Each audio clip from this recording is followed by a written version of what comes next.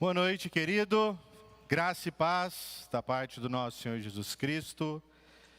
Esse momento é agraciado por Deus para que a gente possa compartilhar um pouco da palavra dele. Esse é o momento onde Deus ministra aos nossos corações.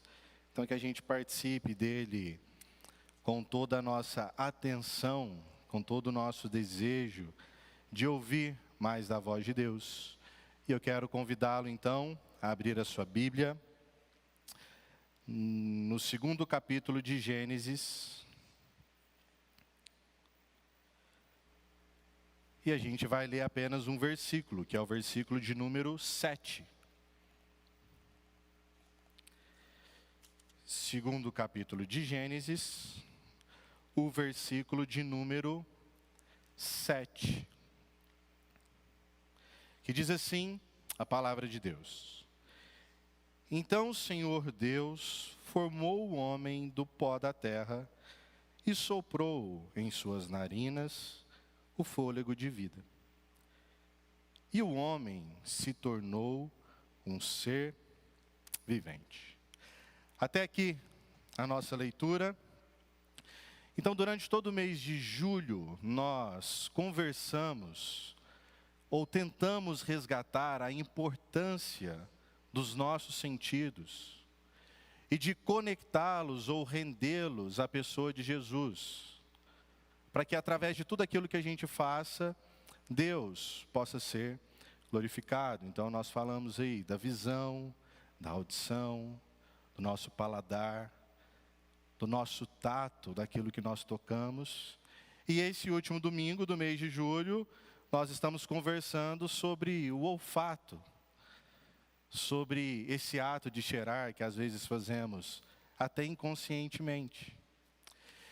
E é interessante que na nossa espiritualidade moderna, ou na nossa maneira de nos relacionarmos com o divino, não só na particularidade da fé cristã, do evangelho, mas das outras muitas formas de religião que a gente tem, o corpo ou a matéria quase nunca é valorizado.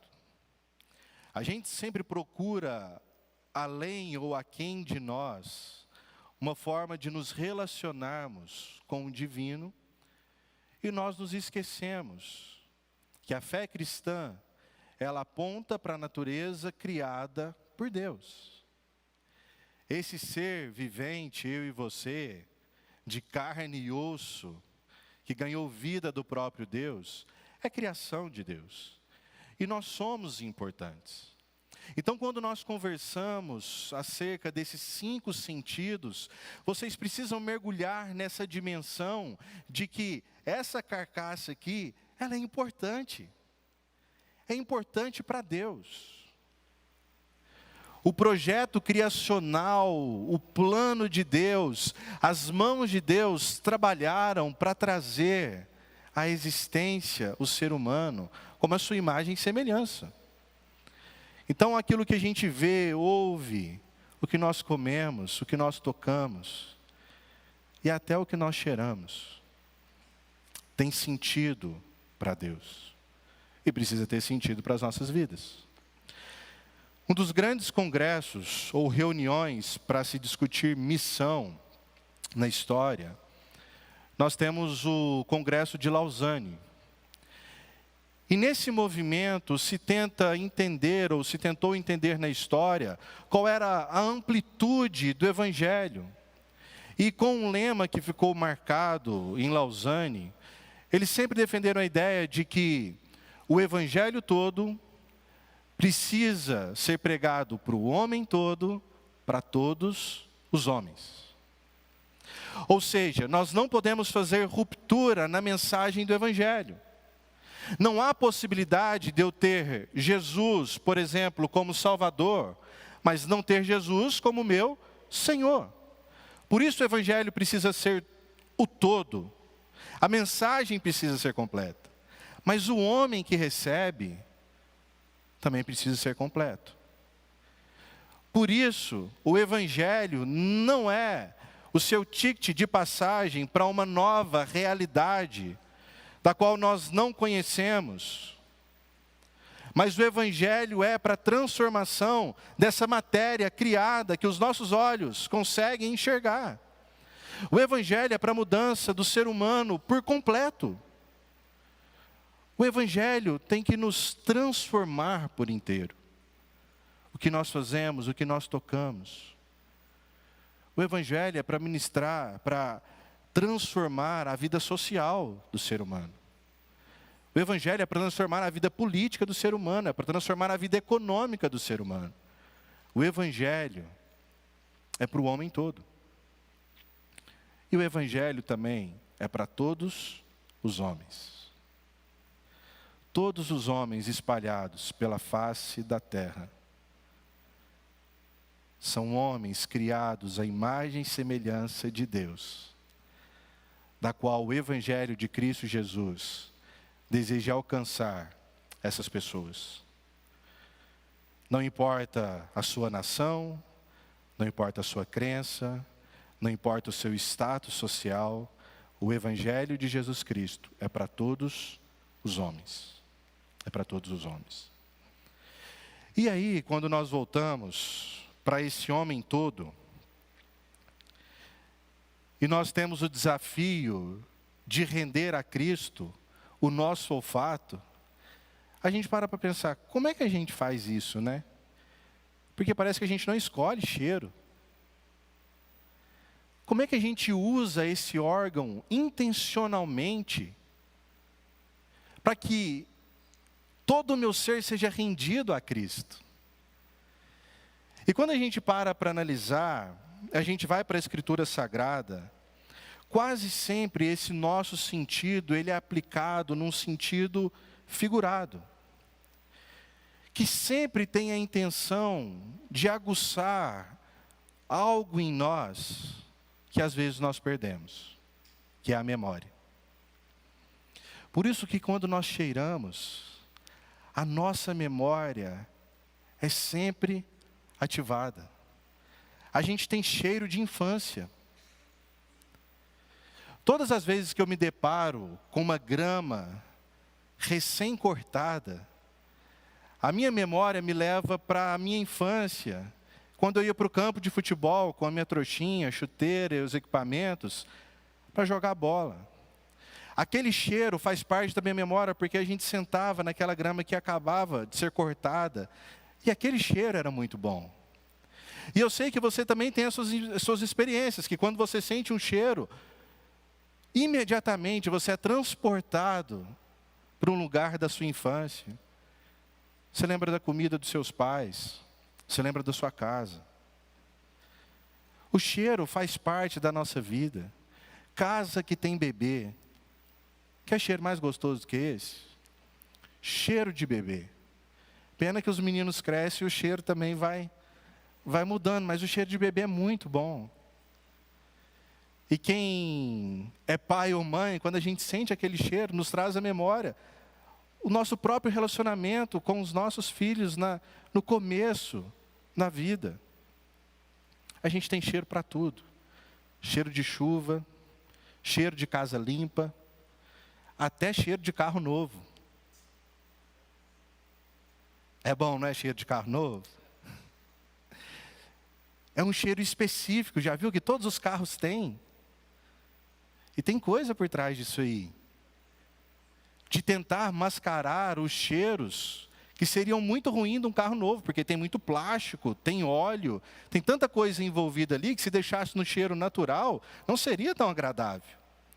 Tem profissão para fazer cheiro bom, para conectar cheiro a mim e a você, para que a gente tenha sensações diferentes. Os mais especialistas aí em vinhos, existem várias modalidades onde você analisa o vinho cheirando, e cada cor que você coloca muda a sua percepção daquele vinho. Olha que riqueza que o ser humano criado à imagem e semelhança de Deus tem para explorar. Agora a pergunta é, como que a gente pode render, então, os cheiros à pessoa de Cristo Jesus? E aí a gente tem uma grande dificuldade, porque na nossa forma de encarar a espiritualidade, nós ignoramos todos os sentidos. A espiritualidade clássica, pelo contrário, dava uma importância muito profunda aos nossos sentidos, a esse sensorial que nós temos. Para eles o comer era importante, ou seja, cada etapa que nós envolvemos o nosso corpo, nós podemos incluí-los na nossa liturgia da vida para receber daquele que é o doador da vida. Só que nós nos desconectamos desta realidade e hoje nós achamos que Deus, Ele é o doador de coisas. Então nós não nos conectamos a Deus pelo que nós somos e pelo que nós temos. Pelo simples fato de ser humano, mas por aquilo que nós acumulamos. E a gente vai perdendo cada vez mais os nossos sentidos. Porque essa é a realidade do mundo corrompido pelo pecado. Nós perdemos os sentidos. A visão que Deus nos deu, por conta da queda da humanidade, ela foi tirada de nós. A Escritura Sagrada chama os homens que não andam com Deus de cegos espirituais. Por conta do pecado, nós perdemos a nossa audição, e não no sentido literal, mas nós nos tornamos pessoas que ouvem, mas não obedecem. Pessoas que ouvem, mas tomam uma decisão consciente de suprimir a verdade e viver pela mentira. É isso que Romanos capítulo 1 diz. Por conta da desobediência do homem e da mulher, o nosso paladar ficou amargo. A gente perdeu o doce da vida.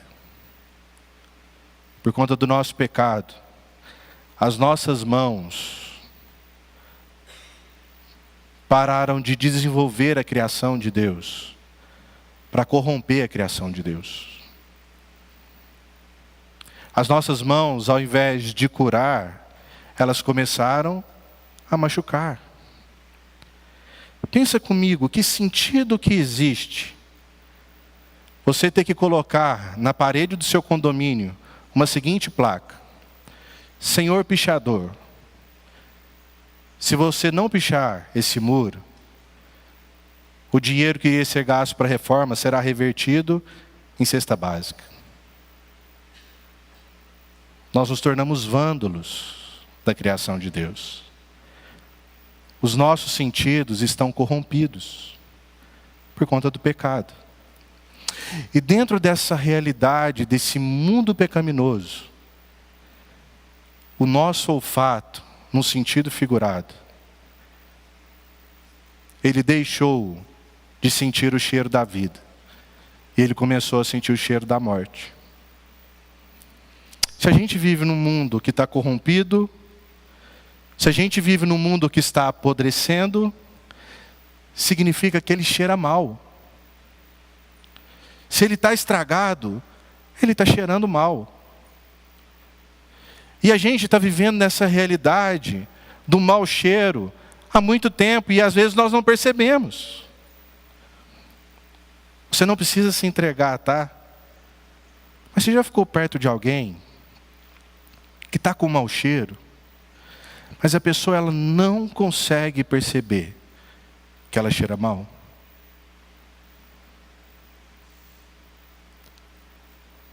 Nós nos acostumamos com o mau cheiro. E como o cheiro ele tem esse poder de aguçar a nossa memória, a pergunta é, do que a gente está se lembrando? Do que a sua mente se lembra? E aí quando a gente vai buscar na nossa memória, parece que nós vivemos numa sociedade que ao tempo todo ela está cultivando coisas ruins. ela está vivendo no meio da corrupção, da podridão, e o que a gente está experimentando, esse mau cheiro, a gente está se acostumando com ele, mas a sensação continua sendo sempre uma sensação ruim. E a gente não consegue mudar esse quadro da nossa existência. A gente não consegue perceber quais são os detalhes, ou da onde está vindo a corrupção, que está apodrecendo as coisas ao nosso redor. Mas claramente você está percebendo que os seus negócios não vão bem, que os seus filhos estão se perdendo, que a sua espiritualidade está rompida com Deus há muito tempo, de que não há mais vigor, não há mais espírito dentro de você. A gente não consegue perceber aonde está, mas a gente sabe que as coisas não estão bem. Nós não ouvimos mais a voz de Deus. Parece que aonde a gente está e aonde a gente toca, está tudo muito ruim. Está tudo muito estragado. Nada perto de nós cheira bem. Nós duvidamos dos nossos líderes, nós não confiamos mais nos nossos vizinhos, nós não confiamos mais nos nossos amigos. A gente está sempre vivendo com o pé atrás, porque a gente sabe que o nosso mundo está cheirando mal. Está cheirando mal. E nessa nossa tentativa de corrigir as coisas, a gente se esquece de um grande detalhe. Que enquanto a gente não estiver bem, nada ao nosso redor pode ficar bem. E como a gente teve 3 dias aqui de BF, que nós decolamos no avião, nada melhor para ilustrar essa situação do que quando nós entramos dentro de um avião e as instruções iniciais dizem assim para nós: que se o avião passar por alguma turbulência e faltar oxigênio, máscaras de oxigênio irão cair sobre a cabeça de vocês, e antes de ajudar a pessoa do lado, primeiramente você precisa fazer o quê? Colocar.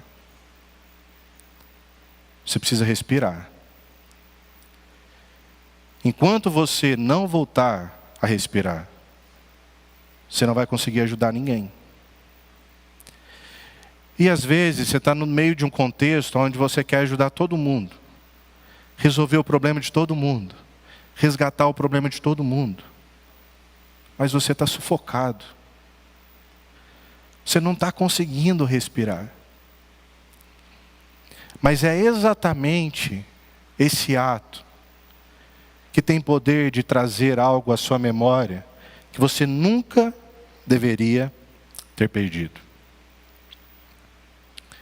É esse órgão que pode te fazer lembrar algo que nenhum homem e nenhuma mulher poderia ter tirado da sua memória.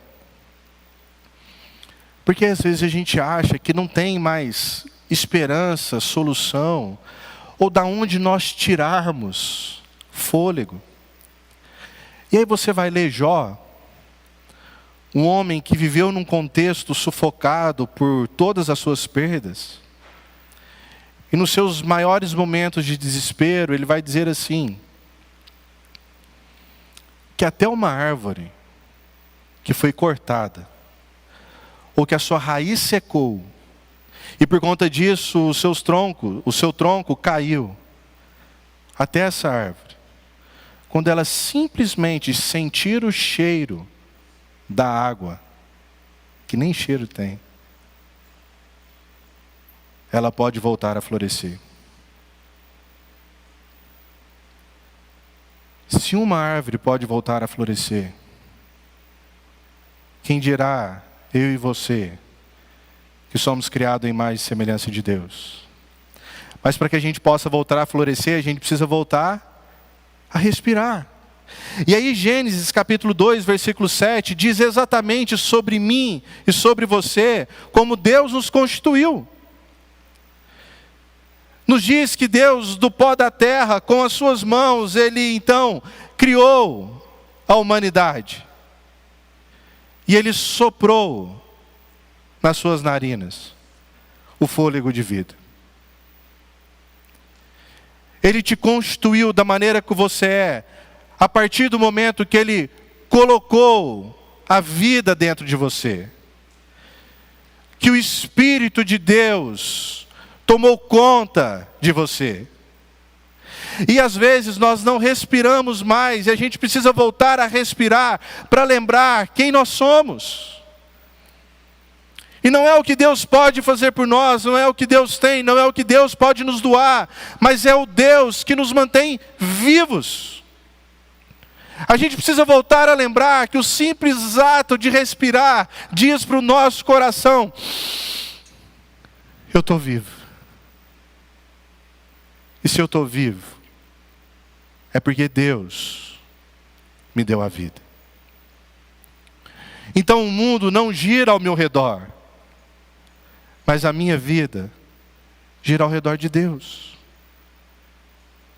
Não sou eu quem decido todas, ou quem tomo todas as escolhas da minha vida, mas eu vivo no mundo de Deus. Paulo diz em Atos que é em Deus que nós vivemos, nos movemos e existimos. É por isso que a Escritura Sagrada não só diz que Ele deu o seu Espírito, ou seja, nós respiramos e nós estamos respirando a vida de Deus, mas que também Ele é o pão que nos alimenta, Ele é a água que mata a nossa sede. Tudo que é básico para a sobrevivência do ser humano vem de Deus. Vem de Deus. E aí Paulo aos Coríntios diz assim, que o primeiro Adão, o primeiro ser humano, ele se tornou um ser vivente.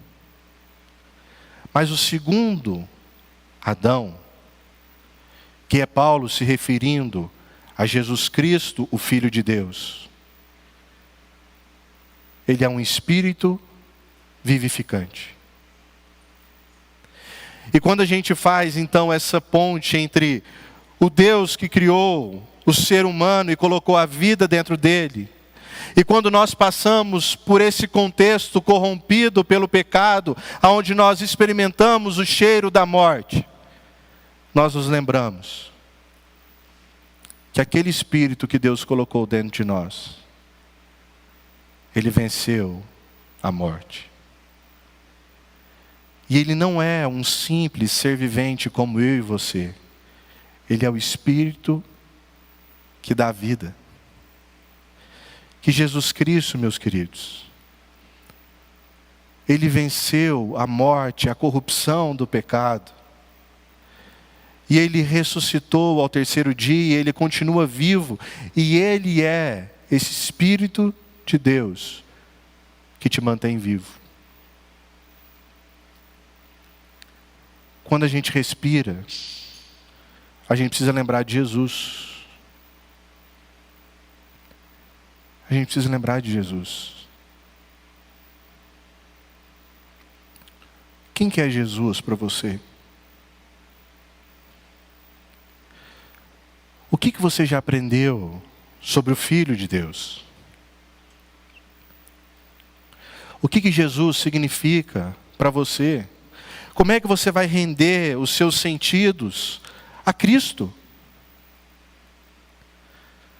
Como é que o seu corpo vai viver e se render aos pés do Senhor e Salvador da humanidade?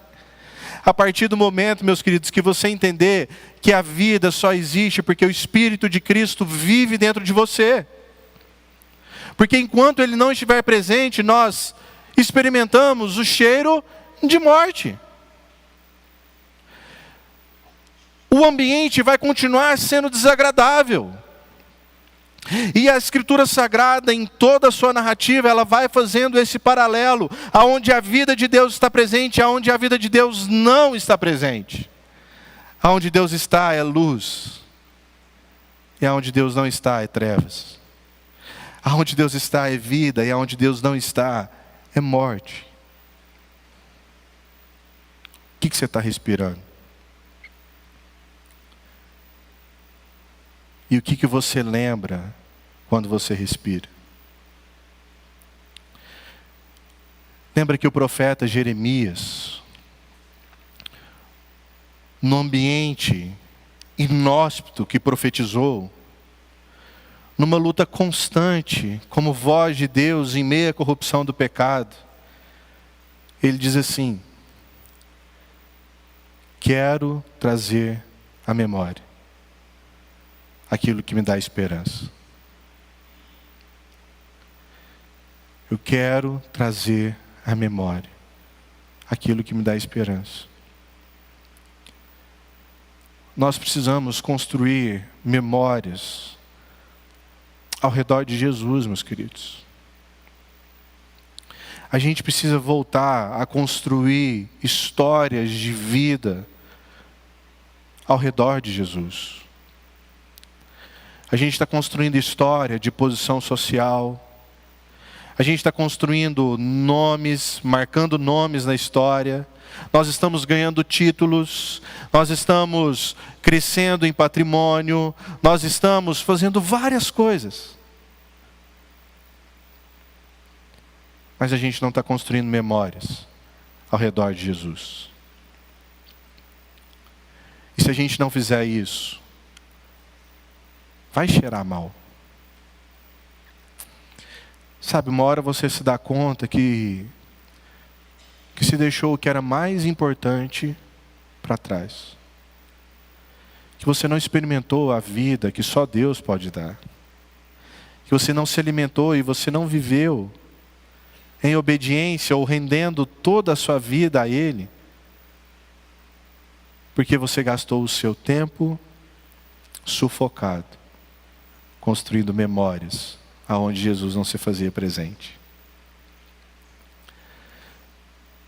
Mas quando a gente resgata a vida, a gente é transportado para outra realidade.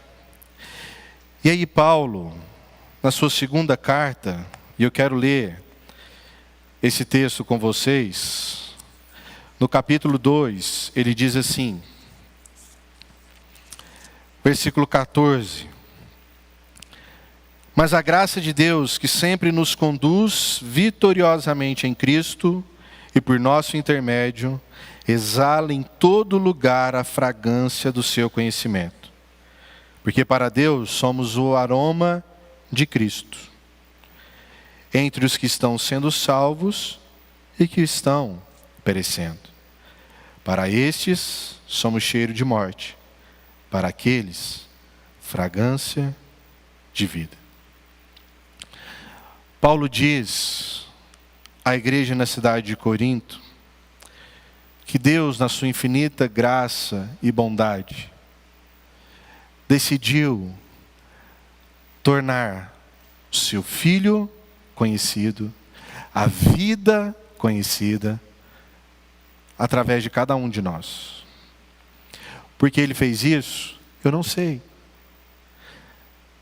Mas na sua soberania Ele decidiu, através de nós, com todas as nossas lutas e dificuldades e pecados, mostrar Jesus e a vida. E aí Paulo então usa uma analogia dizendo que nós somos a fragrância de Cristo. Nós somos o bom perfume de Cristo Jesus.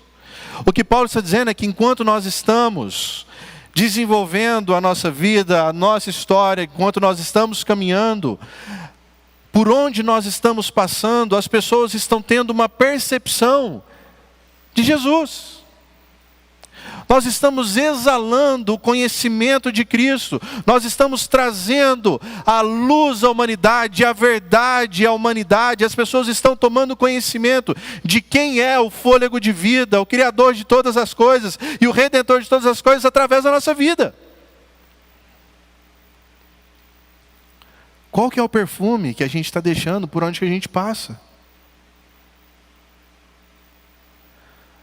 As pessoas precisam conhecer Jesus por onde você passa. E nesse sentido, não tem como nós reduzirmos ou tentarmos moldar alguma coisa. As pessoas não podem entender por onde você passa que existe um ser humano bom. As pessoas não podem entender por onde você passa que existe uma pessoa que é tão carinhosa. As pessoas não podem entender por onde você passa que existe uma pessoa tão generosa. As pessoas precisam entender por onde você passa que existe um só Senhor e Salvador de todos os homens. E o seu nome é Jesus. O seu nome é Jesus.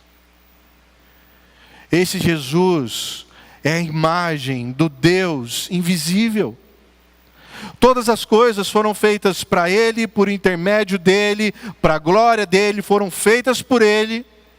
Nesse Jesus nós vivemos, nos movemos e existimos.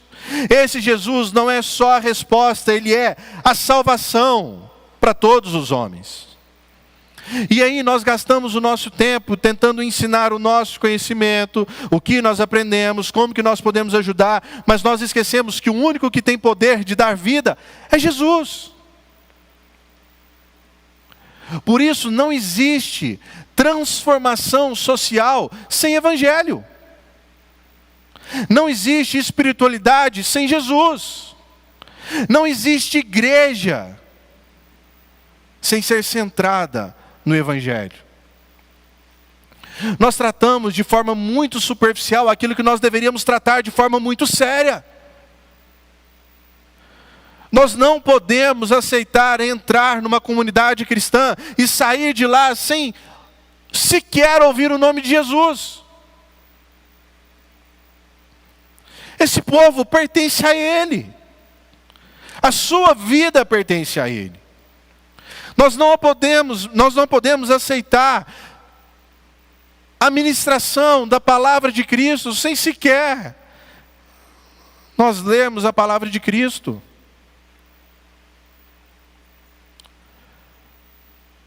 Nós achamos que o evangelho ele pode ser customizado, transformá-lo da maneira que nós nos agradamos. Mas o evangelho não é sobre mim, não é sobre você, o evangelho é sobre Jesus. E olhar para a nossa história e começar a perceber ou ter memória de que através da nossa vida, meus queridos, as pessoas estão conhecendo o nome de Jesus. Isso é tremendo. Isso é curador. Sabe quando Paulo chega ao final da carreira, ele diz, eu combati o bom combate. O que ele está dizendo ali é que as pessoas sentiram Jesus através da vida dele. As pessoas conheceram o nome de Jesus. Sabe, ele não foi um crente anônimo. Os vizinhos dele sabiam a quem ele servia. Os amigos de trabalho sabiam qual tipo de coisa que ele não podia ver, que ele não podia ouvir, que ele não podia tocar. E as pessoas precisam continuar sabendo isso através da nossa vida. Você precisa exalar o bom perfume de Cristo. É Ele quem soprou nas suas narinas o fôlego de vida. Se você não tiver o Espírito de Jesus, você tem cheiro de morte. É isso que Paulo está dizendo. Que o mesmo Jesus que traz cheiro de vida é o mesmo Jesus que para outros traz cheiro de morte. Como Pedro diz, que o mesmo Jesus que é uma pedra angular, que serve como base sólida para a construção de uma vida, é o mesmo Jesus, é a mesma pedra que serve de tropeço para aqueles que não acreditam no Evangelho. Para aqueles que não acreditam no Evangelho. Um dos grandes desafios que a gente tem na nossa geração é de respirar e lembrar que a vida provém de Deus. E ao mesmo tempo, exalar para trazer vida aonde há morte. Esse é o nosso desafio. Essa é a missão da igreja. A missão da igreja é compreender essa verdade de que todo o nosso ser é lavado e remido no sangue de Jesus. E por isso tem que ser rendido a Ele. Deus não contenta com fragmentos. Deus te quer por completo, meu querido. Deus quer te usar para mudar a vida das pessoas. Você acha que Deus te deu filhos para que eles pudessem, por exemplo, povoar o inferno? Deus te deu filhos para que através da sua vida eles exalem, eles sintam o perfume de Cristo Jesus. É por isso que eles moram lá na sua casa. É por isso que você paga as contas deles. Sabe, é por isso que você ensina eles. Isso é graça de Deus. Você acha que Deus está te dando trabalho para quê? Para que aquelas pessoas que se envolvem com o seu negócio, com a sua atividade, elas possam sentir o perfume de Jesus. É isso que Deus está fazendo com você. Ele está movendo a sua vida na história por causa do seu nome. Por causa do nome de Jesus. O nome que é sobre todos os nomes. O Senhor que é sobre todos os senhores. E Ele está te usando, meu querido. Sabe, Deus... Não tem nada que você deu para Deus que o fez devedor de você, meu querido. Deus não te deve nada. Você está vivo. E não só vivo, você está lavado e remido pelo sangue de Jesus. A sua vida é a vida eterna. Você continua e continuará vivendo. E o desejo mais profundo do meu coração é que você saia do lugar que cheira mal para respirar a vida de Jesus. E que você exale o bom perfume de Cristo para a glória de Deus Pai.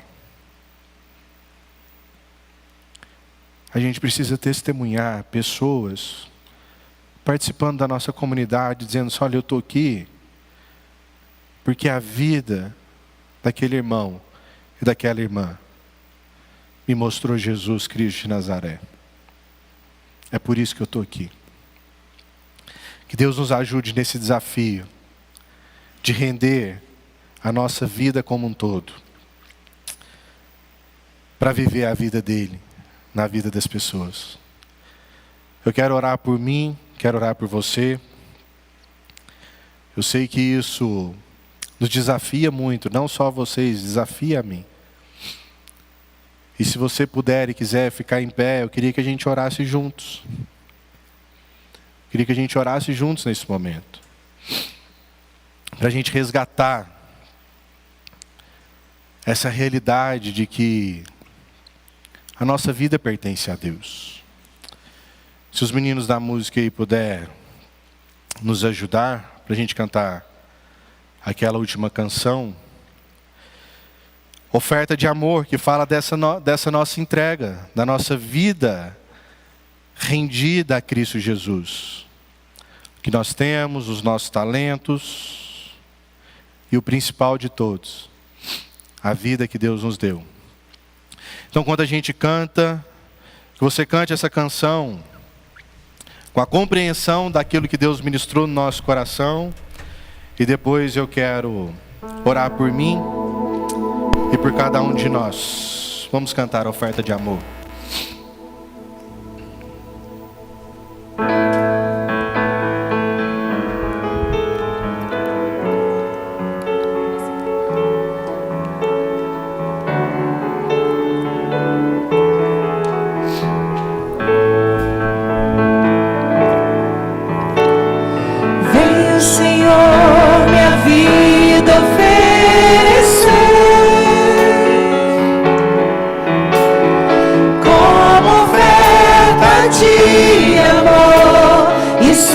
Sacrifício.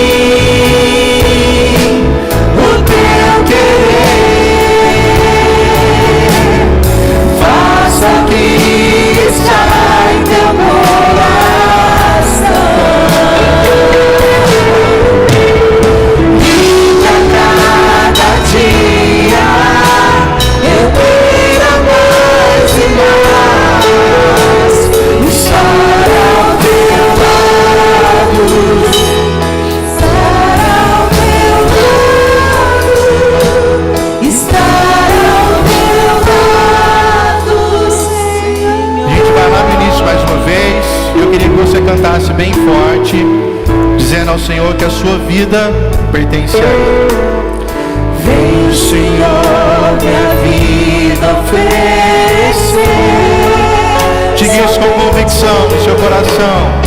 Como oferta de amor e sacrifício, quero minha vida a te entregar. Como oferta viva em teu altar. Vamos te adorar, Senhor. Pra te adorar.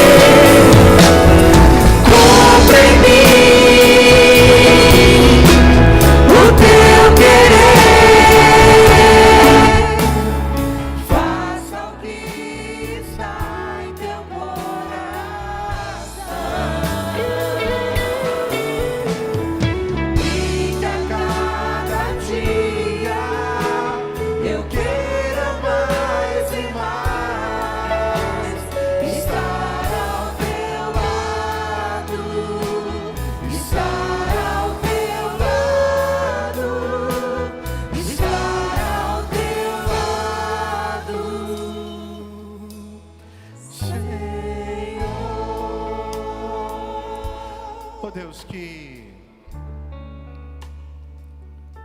o Espírito vivificante de Cristo Jesus, esse poder de dar vida, ele transborde no nosso ser nessa noite, para a glória do Teu nome. Nos ajude, ó Deus, a trazer à memória que nós pertencemos ao Deus Criador, que a nossa vida pertence a esse Deus. E no contexto, ó Deus, onde há cheiro de morte, que o perfume de Cristo possa ser exalado para a glória do Teu santo e bendito nome, Deus. Que a vida de Cristo possa ser ministrada e derramada sobre os corações endurecidos, sobre as vidas que estão abatidas, sobre aqueles que estão desvalidos, ó Deus, desencorajados, cansados, sobrecarregados. Que a vida de Cristo Jesus possa exalar nessa noite. Alegra o coração dos Teus filhos, ó Pai.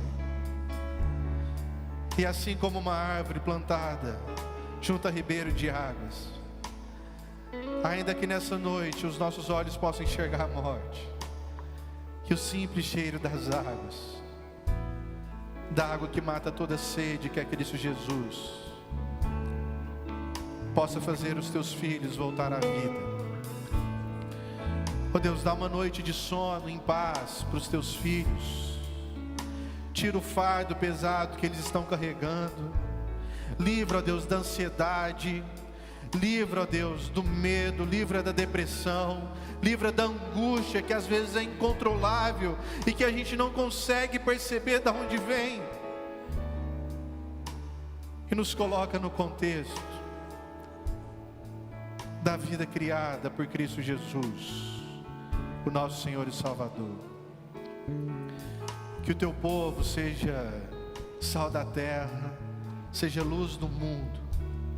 Que o Teu povo exale o Espírito vivificante de Cristo Jesus para a glória de Deus Pai. É assim que eu oro, em nome do Teu Filho amado Jesus. Amém.